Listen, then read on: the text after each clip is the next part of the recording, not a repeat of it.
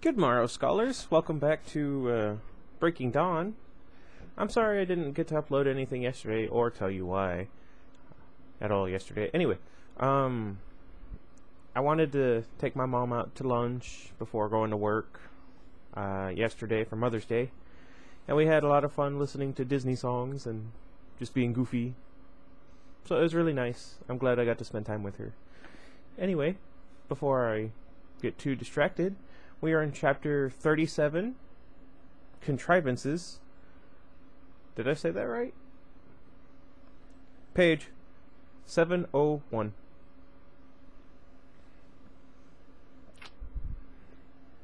Aro did not rejoin his anxious guard waiting on the north side of the clearing. Instead, he waved them forward. Edward started backing up immediately, pulling my arm and Emmett's. We hurried backward, keeping our eyes on the advancing threat. Jacob retreated slowest, the fur on his shoulders standing straight up as he bared his fangs at Aro. Renesmee grabbed the end of his tail as we retreated. She held it like a leash, forcing him to stay with us. We reached our family at the same time that the dark cloaks surrounded Aro again. Now there were only 50 yards between them and us, a distance any of us could leap in just a fraction of a second. Caius began arguing with Aro at once. I don't know. Also, I don't know if you noticed, but everything, to me, I guess on this anyway, has been flipped around. For instance,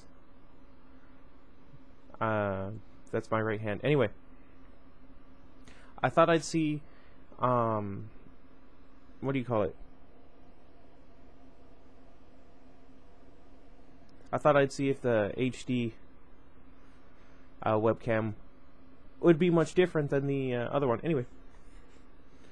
How can you abide in this infamy? Why do we stand here impotently? Impotent? I don't know. Impudence. In the face of such an outrageous crime, covered by such a ridiculous deception. He held his arms. Iggy, that's not necessary right now. He held his arms rigidly at his sides, his hands curled into claws. I wondered why he did not just touch Aro to share his opinion. Were we seeing a division in their ranks already? Could we be that lucky? I mean, I don't know how smart the Romanians are, but the Volturi are really foolish. Oh well. Because it's all true, Aro told him calmly. Every word of it. See how many witnesses stand ready to give evidence that they have seen this miraculous child grow and mature in just a short time they've known her. That they have felt the warmth of the blood that pulses in her veins. Aro's gesture swept from Amun on one side across to What's-Her-Face on the other. Caius reacted oddly to Aro's soothing words, starting ever so slightly at the mention of witnesses.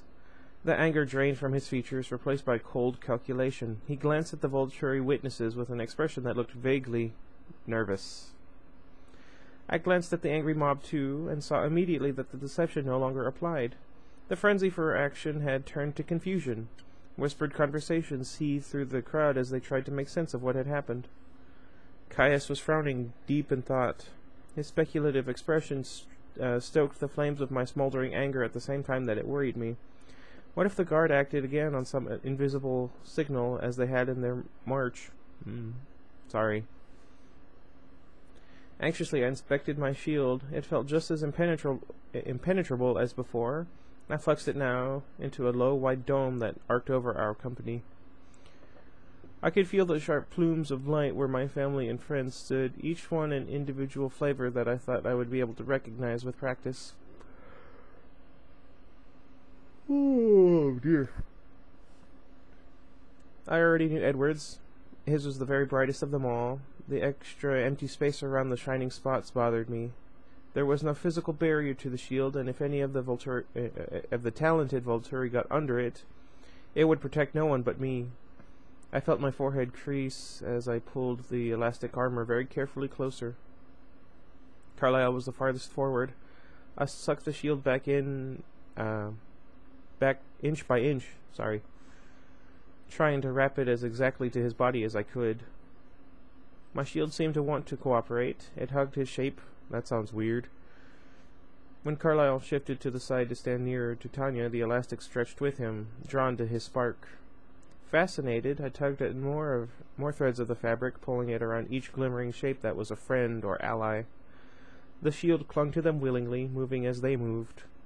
Only a second passed. Caius was still deliberating. "The werewolves," he murmured at last.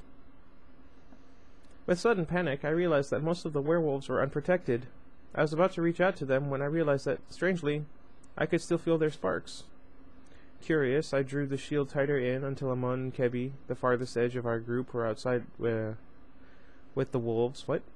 Once they were on the other side, their lights vanished. They no longer existed to that new sense. I'm confused. Let's see. But the wolves are still bright flames, or rather, half of them were. I edged outward again, and as soon as Sam was under cover, all of the wolves were brilliant sparks again. Their minds must have been more interconnected than I'd imagined. If the Alpha was inside my shield, the rest of their minds were every bit as protected as his. That helps a lot. "Ah, brother," Aro answered Caius' statement with a pained look. "Will you defend that alliance too, Aro?" Caius demanded. "The children of the moon have been our bitter enemies from the dawn of time." I don't know. "We have hunted them to near extinction in Europe and Asia, yet Carlyle encourages a familiar relationship with this enormous infestation. No doubt in an attempt to overthrow us, the better to protect his warped lifestyle." I mean, I could understand, kind of, but he's an idiot. Edward cleared his throat loudly, and Caius glared at him. "What? Oh." Aro placed one thin, delicate hand over his own face as if he was embarrassed for the other ancient. "Caius, it's the middle of the day," Edward pointed out. He gestured to Jacob. "These are not the children of the moon, clearly. They bear no relation to your enemies on the other side of the world." "You breed mutants here." Caius spit back at him. I don't know. Edward's jaw clenched and unclenched, then he answered evenly. "They aren't even werewolves. Aro can tell you all about it if you don't believe me." "Not werewolves?" I shot a mystified look at Jacob. He lifted his huge shoulders and let them drop. A shrug. He didn't know what Edward was talking about either. "Dear Caius, I would have warned you not to press this point if you had told me your thoughts," Aro murmured. "Though the creatures think of themselves as werewolves, they are not. The more accurate name for them would be shapeshifters." "Skinwalkers." The choice of a wolf form was purely chance. There are legends of skinwalkers ranging from rabbits and various birds to bears.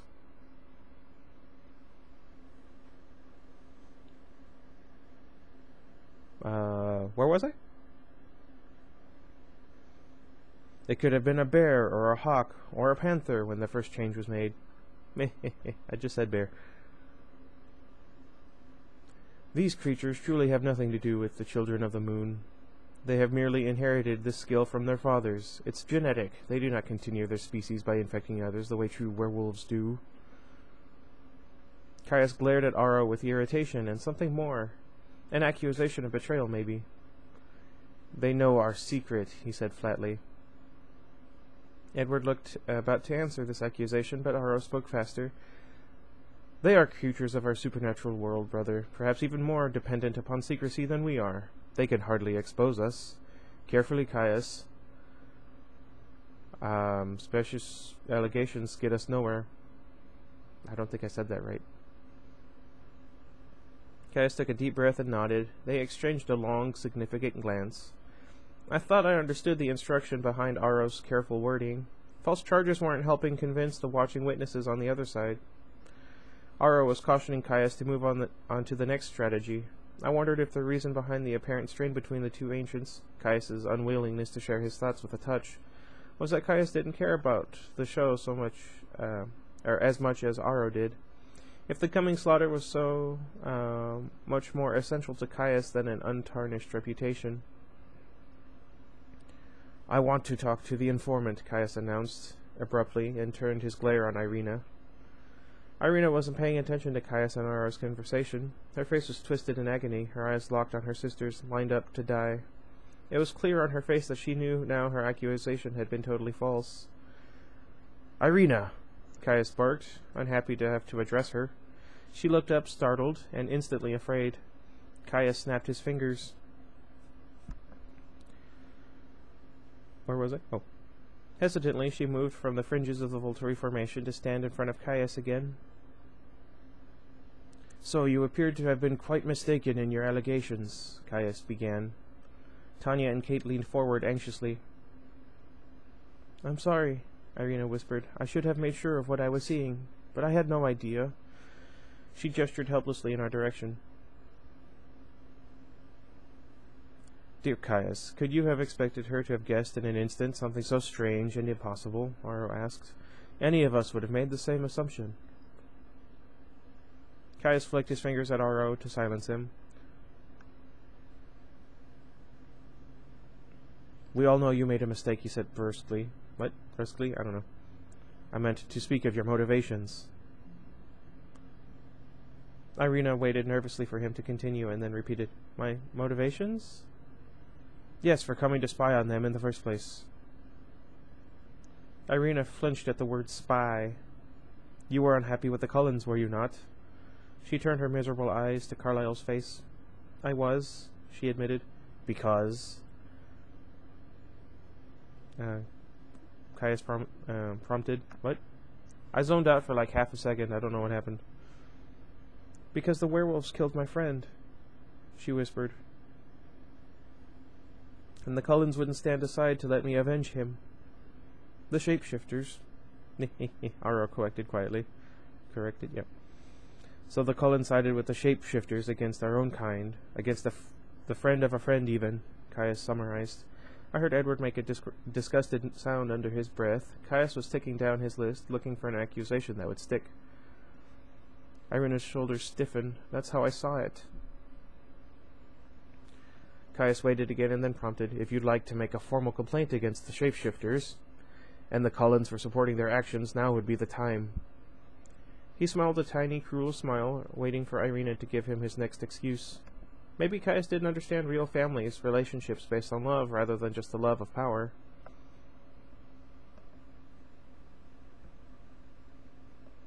Maybe he overestimated the potency of vengeance. Irina's jaw jerked up, her shoulders squared.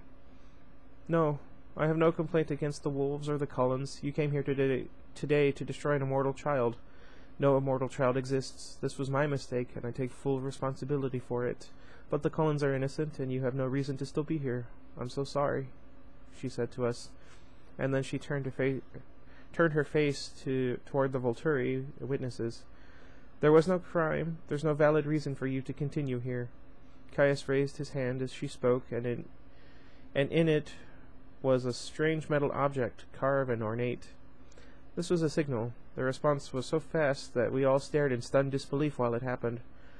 Before there was time to react, it was over. 3 of the Volturi soldiers leapt forward, and Irina was completely obscured by their grey cloaks.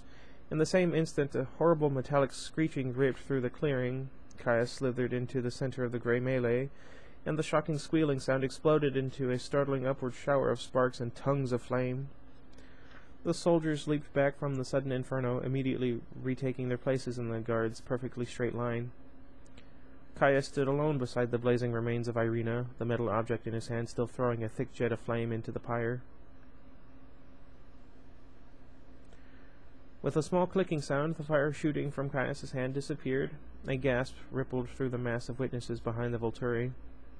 We were too aghast to make any noise at all. It was one thing to know that death was coming with fierce, unstoppable speed. It was another thing to watch it happen. Caius smiled coldly. Now she has taken full responsibility for her actions. Sorry. I didn't mean for that to be so creepy. His eyes flashed to our front line, touching swiftly on Tanya and Kate's frozen forms. In that second, I understood that Caius had never underestimated the ties of a true family. This was the ploy. He had not wanted Irina's complaint. He had wanted her defiance, his excuse to destroy her, to ignite the violence that filled the air like a thick, combustible mist. He had thrown a match.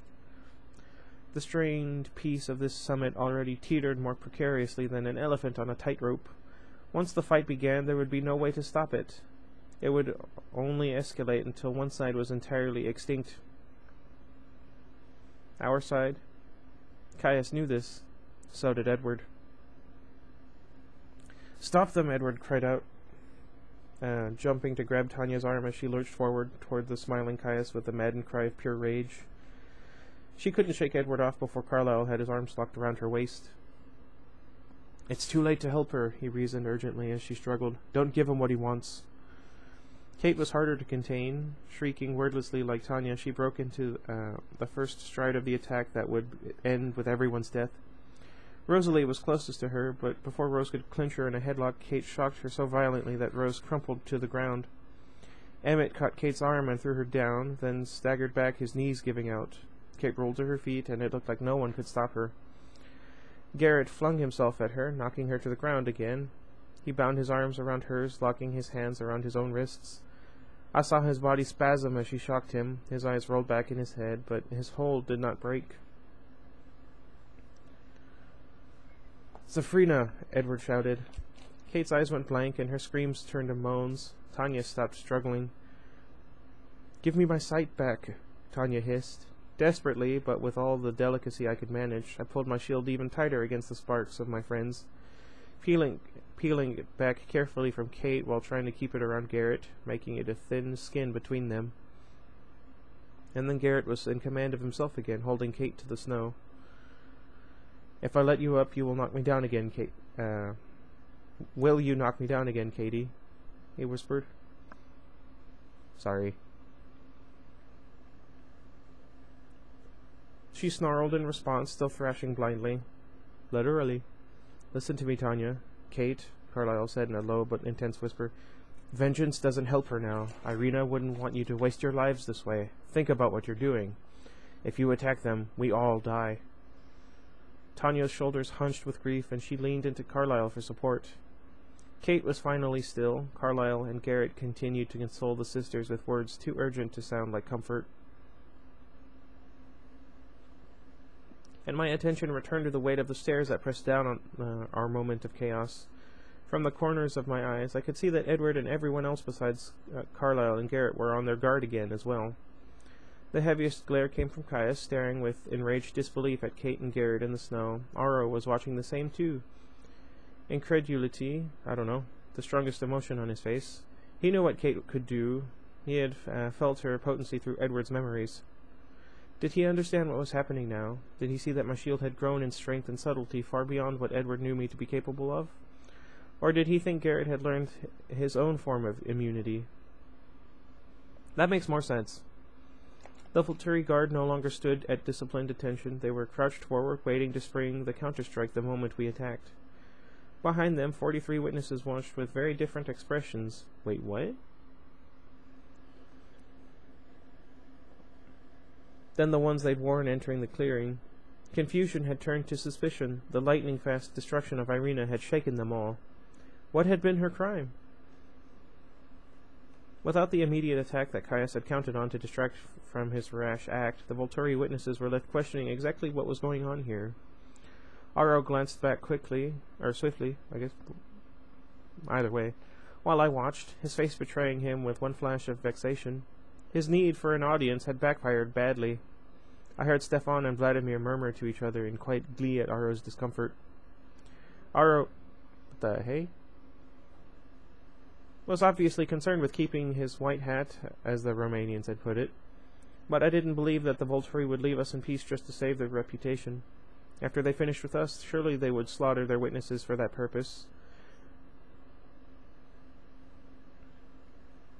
I felt a strange, sudden pity for the mass of strangers the volturi had brought to watch us die. Dimitri would hunt them until they were extinct too. For Jacob and Renesmee, for Alice and Jasper, for Alistair, and for these strangers who had not known what today would cost them, Dimitri had to die.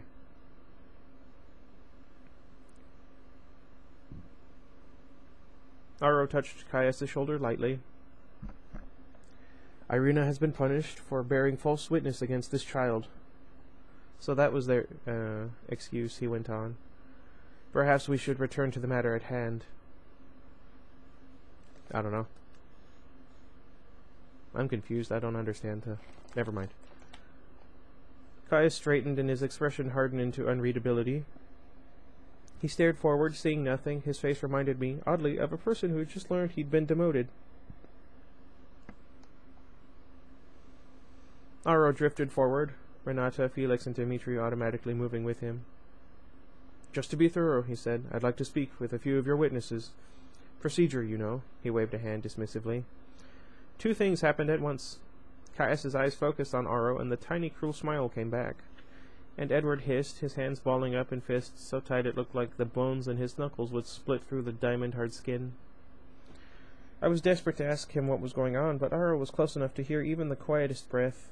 I saw Carlyle glance anxiously at Edward's face, and then his own face hardened. While Caius had blundered through useless accusations and injudicious attempts to trigger the fight, Aro must have been coming up with a more effective strategy. Aro ghosted across the snow to the far western end of our line, stopping about 10 yards from Amon and Kebi. The nearby wolves bristled angrily, but held their positions. Ah, Amon, my southern neighbor, Aro said warmly. It has been so long since you visited me. Amon was motionless, with anxiety. I would be too. Kebi was a statue at his side. Time means little. I never notice its passing, Amon said through unmoving lips. So true, Aro agreed. But maybe you had another reason to stay away. Amon said nothing. It can be terribly time-consuming to organize newcomers into a coven. I know that well. I'm grateful I have others to deal with the tedium. I'm glad your new additions have fit in so well. I would have loved to have been introduced. I'm sure you were meaning to come see me soon. Of course, Amon said, his tone so emotionless that it was impossible to tell if there was any fear or sarcasm in his assent. Assent? I don't know. Oh well, we're all together now. Isn't it lovely? Amon nodded, his face blank. But the reason for your presence here is not as pleasant, unfortunately. Carlyle called on you to witness? Yes. And what did you witness for him? Amon spoke with the same cold lack of emotion.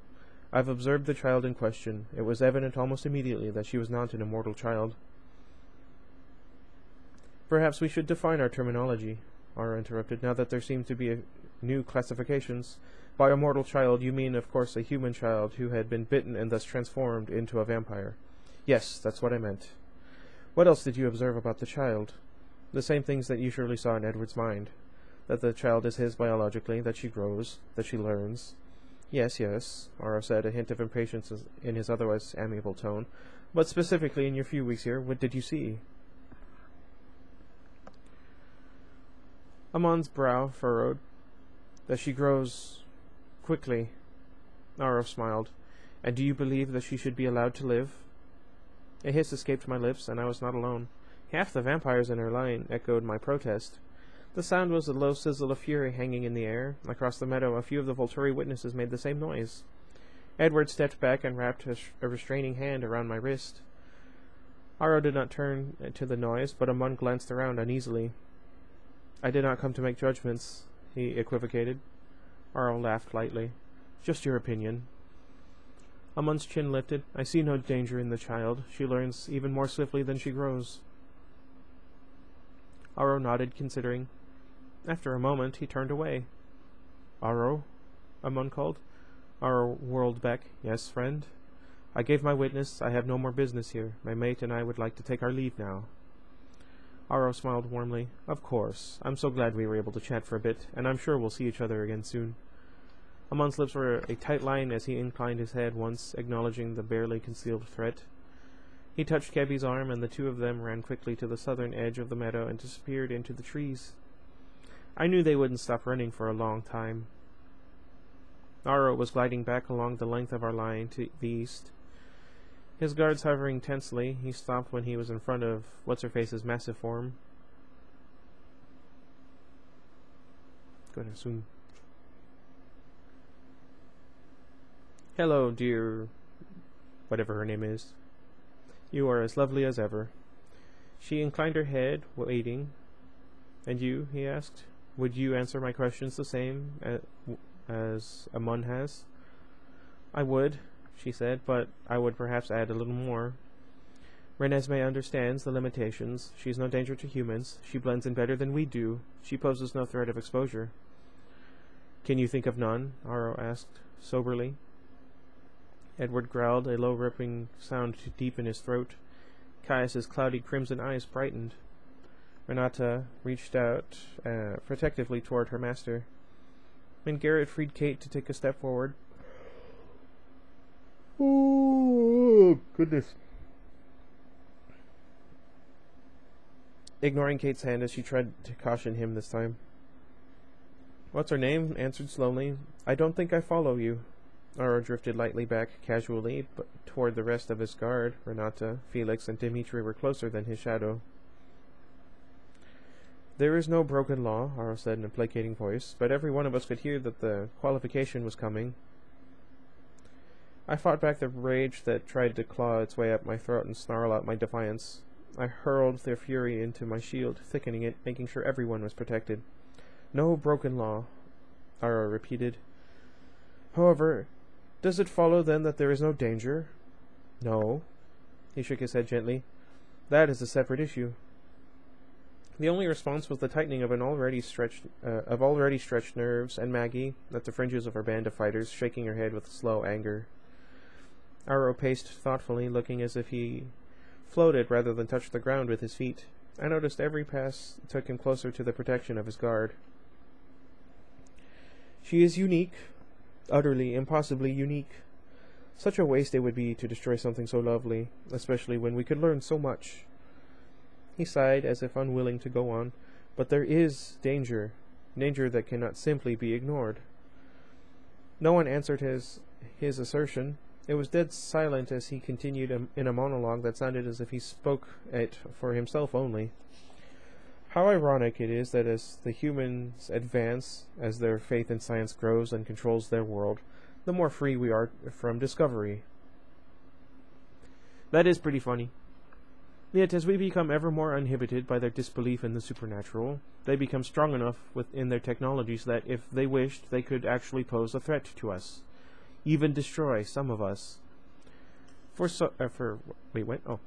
thousands and thousands of years, our secrecy has been more a matter of convenience, of ease than of actual safety. This last raw, angry century has given birth to weapons of such power that they endanger even immortals.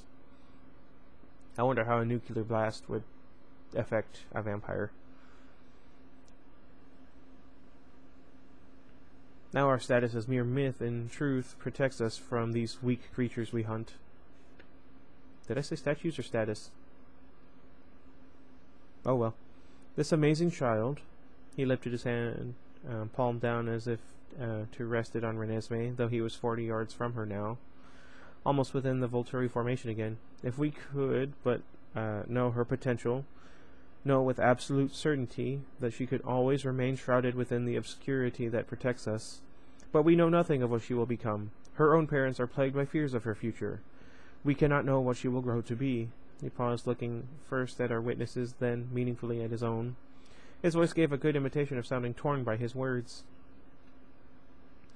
Still looking at his own witnesses, he spoke again. Only the known is safe. Only the known is tolerable. The unknown is a vulnerability. Caius' smile widened viciously. You're reaching, Aro, Carlyle said in a bleak voice. Peace, friend. Aro smiled, his face as kind, his voice as gentle as ever. Let us not be hasty. Let us look at this from every side.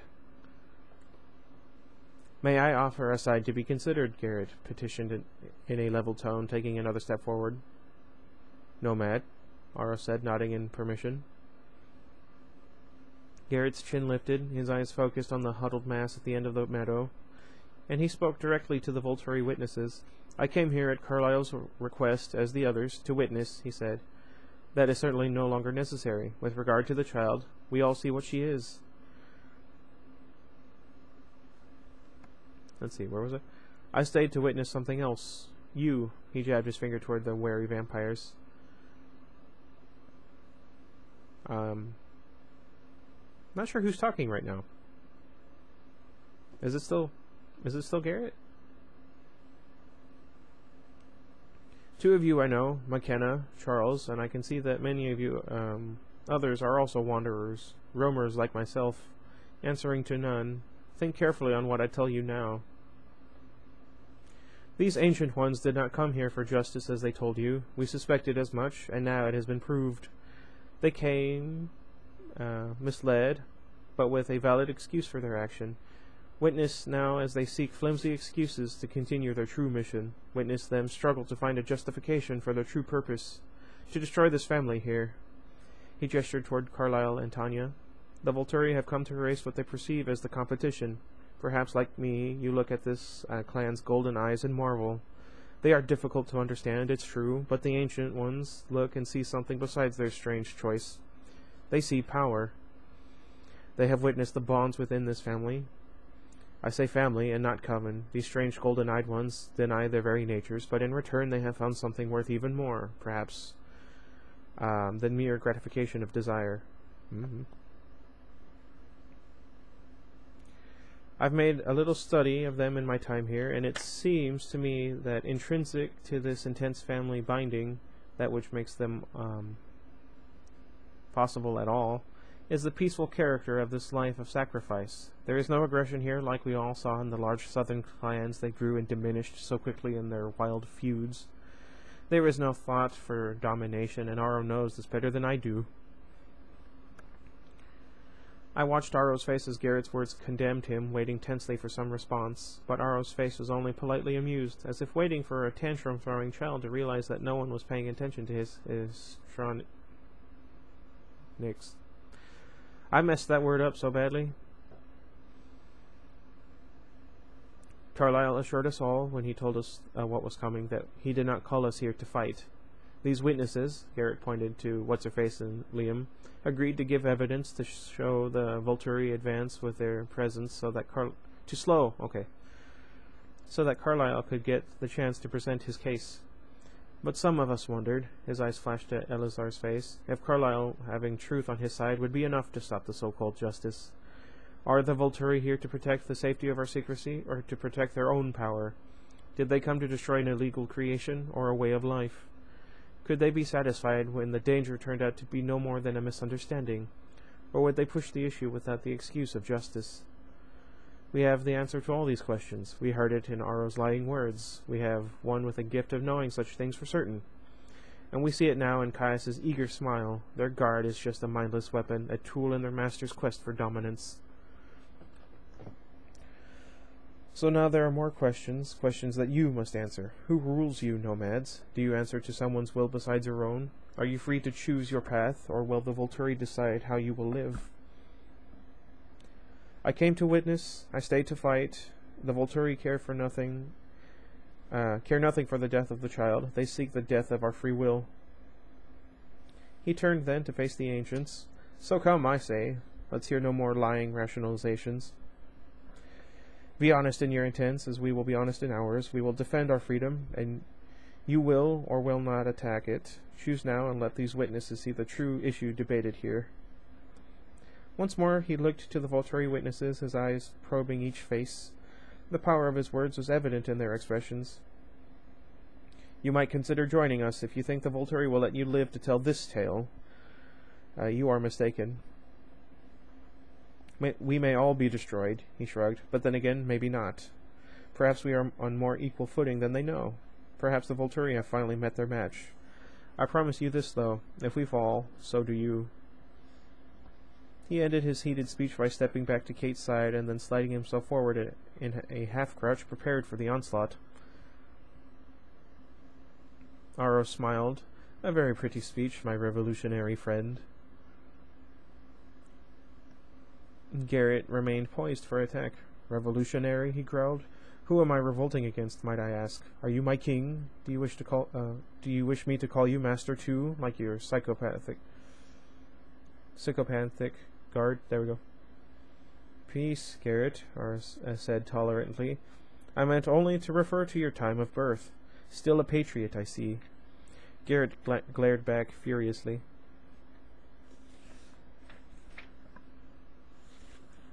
Let us ask our witnesses, Aro suggested. Let us hear their thoughts before we make our decision. Tell us, friends. And he turned his back casually on us, moving a few yards toward his massive nervous observers, hovering even closer now to the edge of the forest. What do you think of all this? I can assure you that the child is not what we feared. And do we take the risk and let the child live? Do we put our world in jeopardy to preserve their family intact? What? Oh. Or does Ernest Garrett have the right of it? Will you join them in a fight against our sudden quest for domination? The witnesses met his gaze with careful faces. One, a small, black-haired woman, looked briefly at the dark blonde male at her side. Are those our only choices? She asked suddenly, gaze flashing back to Aro. Agree with you or fight against you? Of course not, most charming McKenna, Aro said, appearing horrified that anyone could come to that conclusion. You may go in peace, of course, as Amon did, even if you disagree with the council's decision. McKenna looked at her mate's face again, and he nodded minutely.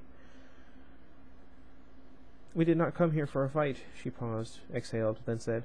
We came here to witness, and our witness is that this condemned family is innocent. Everything that Garrett claimed is the truth. Ah, Aro said sadly. I'm sorry you see us in that way, but such is the nature of our work. It is not what I see, but what I feel, McKenna's maize-haired mate spoke in a high, nervous voice. He glanced at Garrett. Garrett said they have ways of knowing lies. I too know when I am hearing the truth and when I am not. With frightened eyes he moved closer to his mate, waiting for Aro's reaction. Do not fear us, friend Charles. No doubt the patriot truly believes what he says.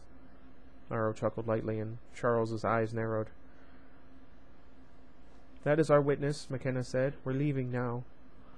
She and Charles backed away slowly, not turning before they were lost from view in the trees. One other stranger began to retreat the same way, then 3 more darted after him.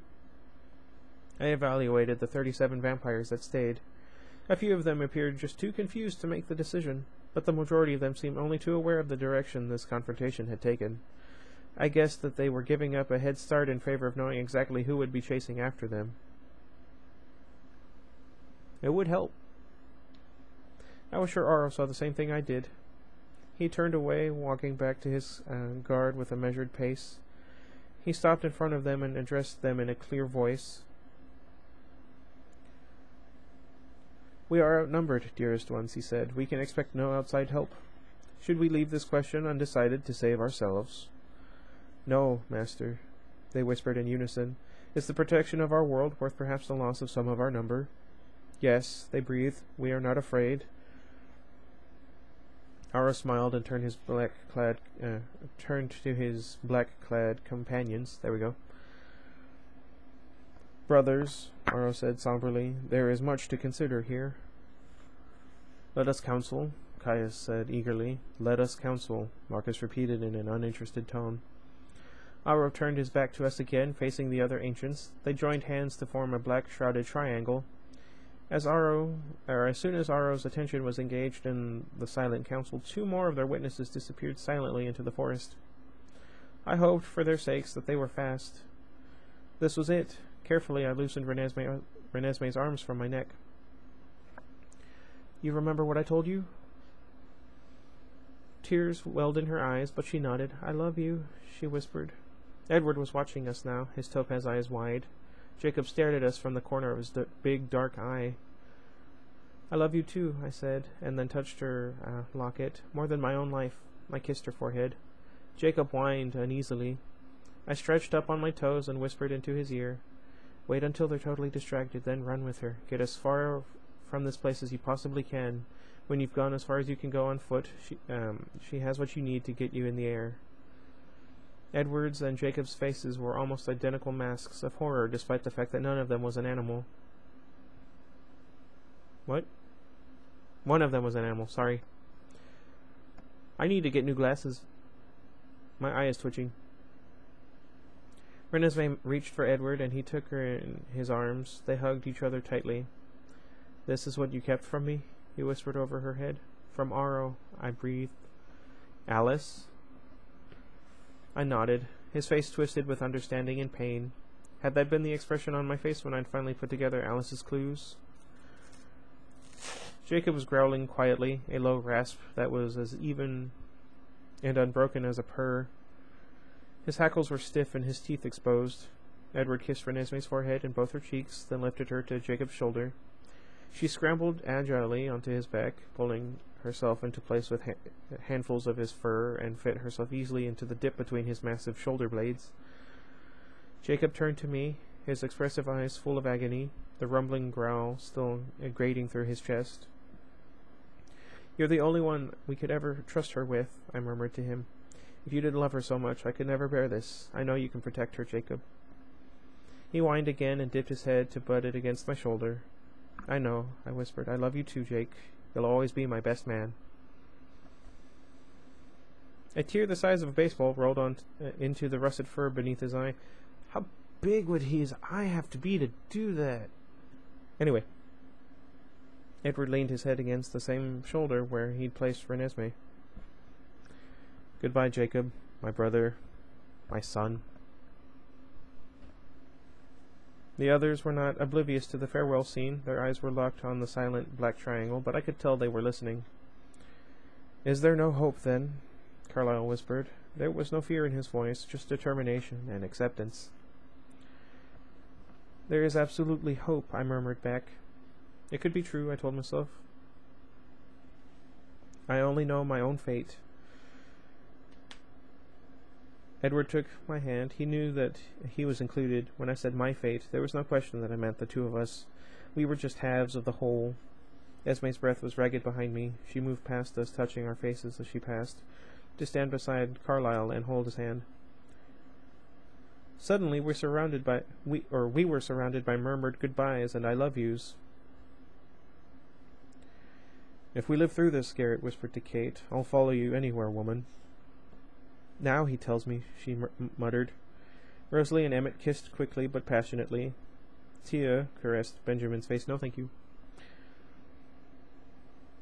He smiled back cheerfully, catching her hand and holding it against his cheek.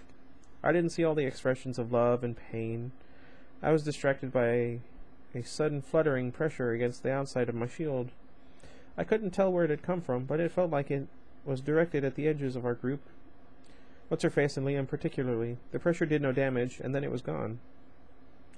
There was no change in the silent, still forms of the counseling ancients, but perhaps there was some signal I'd missed. "Get ready," I whispered to the others. "It's starting." Whew! Well, that took a long time. Okay, so I have it on the HD setting, so that means it's going to take a really long time for this video to finish compressing. So I'm kind of glad I started a little bit earlier. Should it go up soonish? Not that you guys would know. Anyway, 2 chapters left.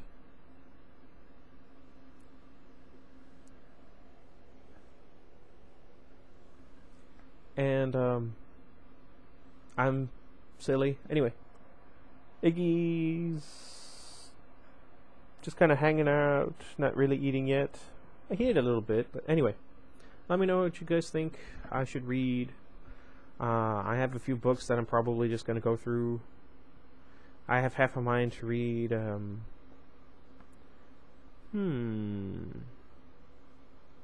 let it be a surprise, I guess.